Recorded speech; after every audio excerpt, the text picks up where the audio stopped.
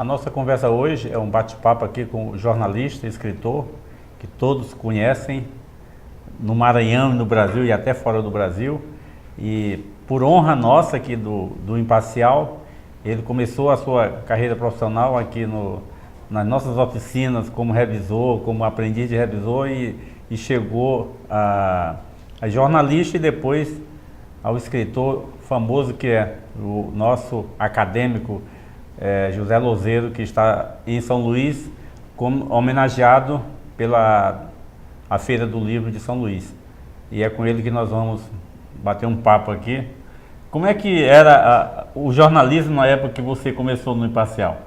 Bom, era muito artesanal, não é? Linotipos, chumbo derretido, aquela coisa toda.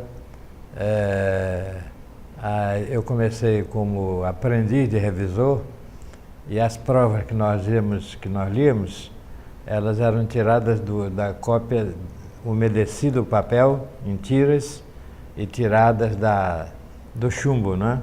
Organizado por matéria. E isso me deu um pequeno problema, que foi o problema de vista, né? Sim. Porque nós trabalhávamos geralmente à noite. Se bem que eu comecei trabalhando num período à tarde, não é? E revisando matérias da página de literária do jovem José Sarney.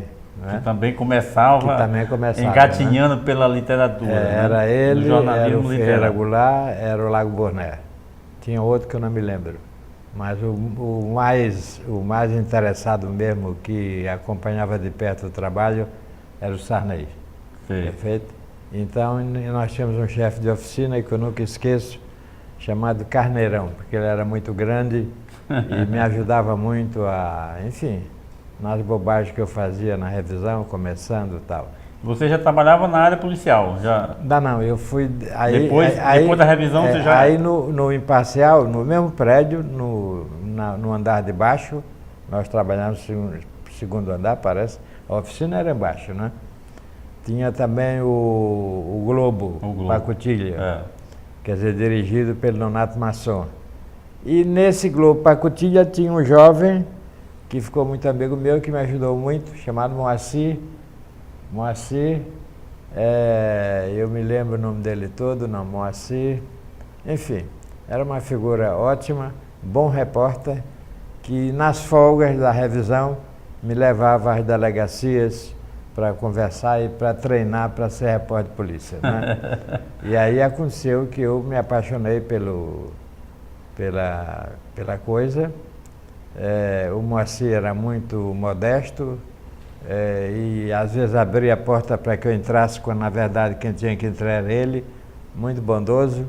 E de maneira que hoje eu aproveito aqui a oportunidade para lembrar o nome dele, que é o Moacir, e dizer o seguinte: graças a ele eu criaria mais tarde, muito mais tarde, o que se chama de romance-reportagem.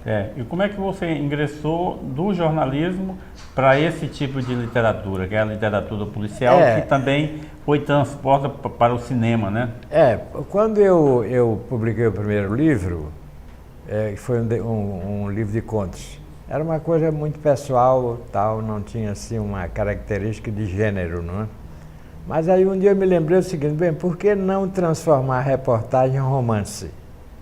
Porque os casos que mobilizam o repórter são casos incomuns. É um negócio que ninguém acredita muitas vezes, não é? Por exemplo, eu cobri fiz uma matéria com o Moacir, ele não quis ir, aí deixou eu ir bondosamente, porque a antiga cadeia que ficava ali perto da praça João Lisboa. Não, perto da Praça Gonçalves Dias, Gonçalves ali Dias. atrás, sim. Tinha um prédio onde ali era um colégio chamado Curso de Aplicação Gilberto Costa, onde eu fiz o primário, e atrás era a cadeia, a penitenciária. E um dia um setor da penitenciária pegou fogo, queimou tudo, alguns presos conseguiram fugir, mas um não fugiu, o João Cobra. João Cobra não fugiu. E eu cheguei lá, ali por cima daqueles paus queimados, tal, e ele estava lá sentado e aquele bando de coisa pegando fogo ao redor dele. Eu digo, vem cá, e você não fugiu por quê? Ele disse, não tenho para onde fugir. Eu digo, como que não tem? Está tudo aberto aí e tal. E o delegado até interessado em que fugisse todos, mas esse não fugiu, então era um problema. Ele disse assim, matei a minha mãe, não tem para onde fugir. E é uma pena que eu não esteja queimando aqui, nem as chamas gostam de mim.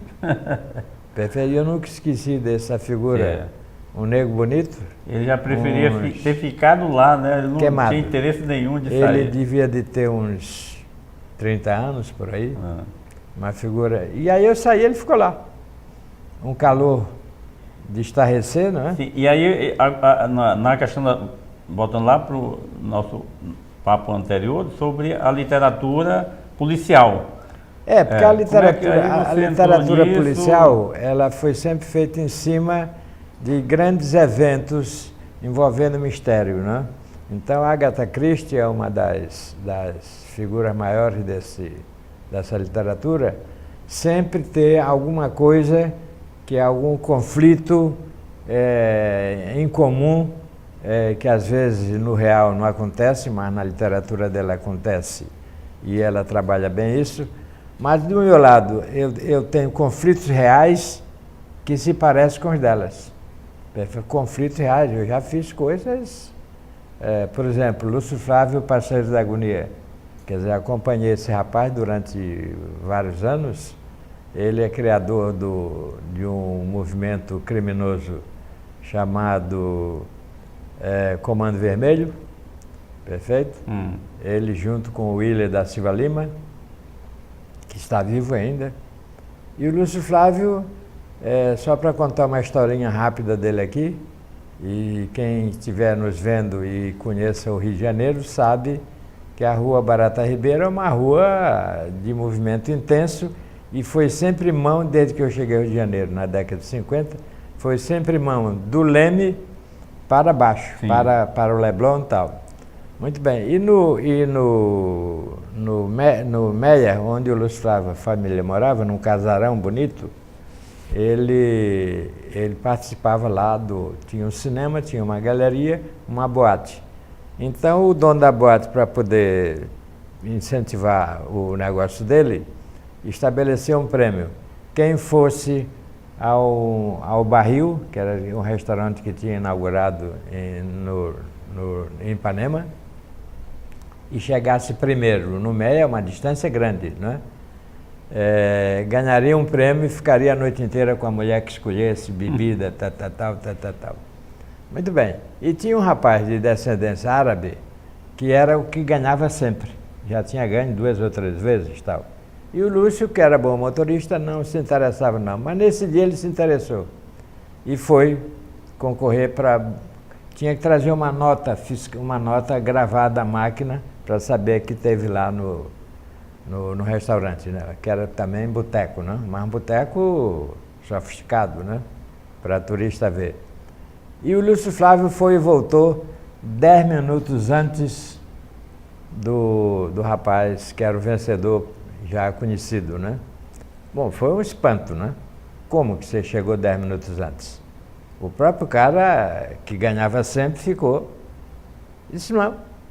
Eu fui e voltei pela Rua Barata Ribeiro. Disse, mas como voltou? Você é contramão? Ele disse, não, mas eu tenho faróis de milha. Acendi tudo e pisei no acelerador. Todo mundo foi saindo da frente, inclusive um ônibus entrou numa farmácia. Eu digo, e aí, você é louco? Ele disse, não, naquele momento, se eu tivesse batido, eu não ia nem saber. Sabe quantos quilômetros ele voltou pela Barata Ribeiro? 120.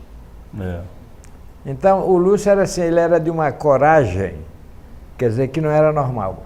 Mas essa literatura de policial ainda está em evidência? Você continua fazendo? Continuo fazendo, porque infelizmente cada dia nós temos crimes piores ainda, mais sofisticados. Enfim, agora não é mais na faixa pobre, se bem que o Lúcio Flávio também não era pobre. É bom lembrar que o Lúcio Flávio era filho do maior cabo eleitoral de Juscelino Kubitschek em Belo Horizonte. Perfeito? O senhor Oswaldo Lírio, grande desenhista de Bico de Pena e alto funcionário do no antigo Ministério de Viação e Obras. Então a família era uma família que morava no casarão, muito bem de vida. Lúcio Flávio tinha bicicleta, tinha carro, tinha não sei o quê, estudou em boas escolas e se transformou em delinquente por culpa de 2 ou 3 agentes do DOPS durante a ditadura. Havia uma festa de casamento do pai dele e os caras da polícia entraram para acabar com a festa. Mas só para a gente concluir, que o tempo está chegando ao fim, eu queria que você falasse hoje, qual é o seu trabalho, assim, rapidamente, hoje, o seu trabalho na literatura? Olha, hoje eu estou adorando fazer biografias, já estou praticamente no final da biografia da minha querida professora Maria Freitas, e antes mesmo de acabar a biografia dela, eu estou fazendo a biografia de uma figura conhecidíssima aqui em São Luís, que é o Jesus Santos, o inventor da serpente encantada, não é? Porque ele transformou o sonho em realidade. Mas me disseram que está debaixo da ilha de São Luís. Mas me disseram que a serpente dele está toda descuidada, é verdade? Na lagoa. Não é possível. Temos que dar trato na serpente, porque a que está enterrada continua crescendo. Né? É que botaram em cima da lagoa, está toda arrebentada. Né? Pois é, ela tinha que estar embaixo. Não resistiu. De maneira que eu estou fazendo a biografia de Jesus Santos, que é uma figura ímpar, grande pintor, pessoa admirável, sincera, abre a boca e diz: quem gostar, goste, quem não gostar, que se dane. Perfeito? Eu gosto muito dele. Pois é, eu quero agradecer a sua presença aqui, é muita honra para nós. A nossa casa continua sendo a sua casa. E quem sabe um dia que você quiser voltar a morar em São Luís, que é uma cidade que continua bem diferente do Rio de Janeiro, é uma cidade tranquila, está crescendo, mas a casa continua sua, Zé Luzeiro. Eu lhe agradeço, o Imparcial está cada vez melhor. Essa redação aqui é linda, não é? Parece realmente um estúdio de TV da TV Globo. Perfeito? E me sinto muito bem. Tenho visto no hotel onde estou, no Aberville, todo dia o Imparcial. Enfim, e sempre eu me lembro, claro, cada vez que eu pego o jornal, da primeira vez em que eu cheguei na redação lá na Rua Afonso Pena, cujo chefe era o Emanuel, uma figura boa, que foi quem me apresentou ao chefe da oficina, Carneirão. Ok. Tá bom? Obrigado. E uma alegria grande estar com vocês aqui.